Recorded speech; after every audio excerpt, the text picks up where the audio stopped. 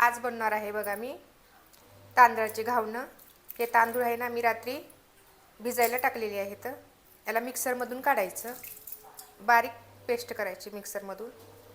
मिक्सरचं भांडं घेतलेलं आहे। मिक्सरच्या भांड्यामध्ये थोडे थोडे करून तांदूळ बारीक करून घ्यायचे। तांदळाची घावणं आहे ना खूप छान होतात, मऊ लुसलुशीत होतात बघा। एवढे बारीक झालेले आहेत। त्याच्यामध्ये आता पाणी टाकायचं, परत मिक्सरला फिरवून घ्यायचं बघा। मिक्सरला बारीक करून घेतलेले आहेत।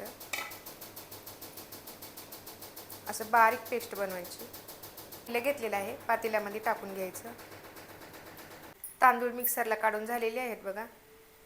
याच्यामध्ये पाणी टाकायचं, 1 गिलास पाणी टाकते मी। थोडं मीठ टाकायचं, मिक्स करून घ्यायचं। जेवढं पातळ असते ना तेवढे छान घावणं पडतात। हे बघा एवढं पातळ बनवलेलं आहे मी।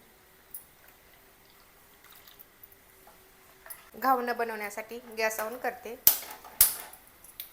गॅसवरती बिड्याचा तवा ठेवलेला आहे। बिड्याच्या तव्यामध्येच घावणं होतात। बिड्याचा तवा आहे ना तपला, आता त्याला आहे ना असं तेल लावून घ्यायचं कांद्यानं। तेल लावलं की घावणं छान निघतात। त्यावरती असं पाणी शिपडायचं, पहिलं घावण आहे, परत तेल लावून घ्यायचं। पिठाला असं खालीवरी करून घ्यायचं बघा। घावण टाकून घ्यायचं,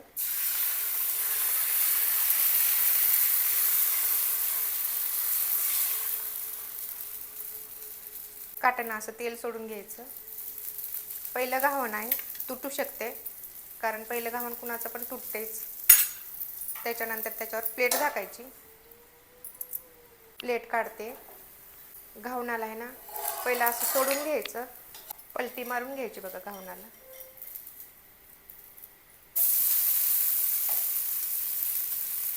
पहिलं घावण असल्यामुळं असं निघलेलं आहे, दुसरं छान निघतंय बघा।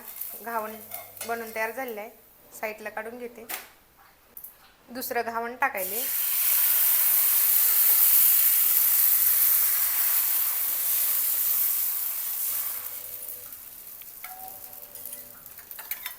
कढईनं तेल सोडायचं असं।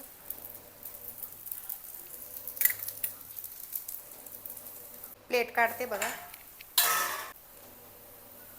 पहिलं असं कढई सोडायचं घावणाचं, नाहीतर घावण तुटू शकते बघा। पहिलं घावण होतं ना ते तुटतेच, दुसरं तुटत नाही व्यवस्थित काढल्यानं।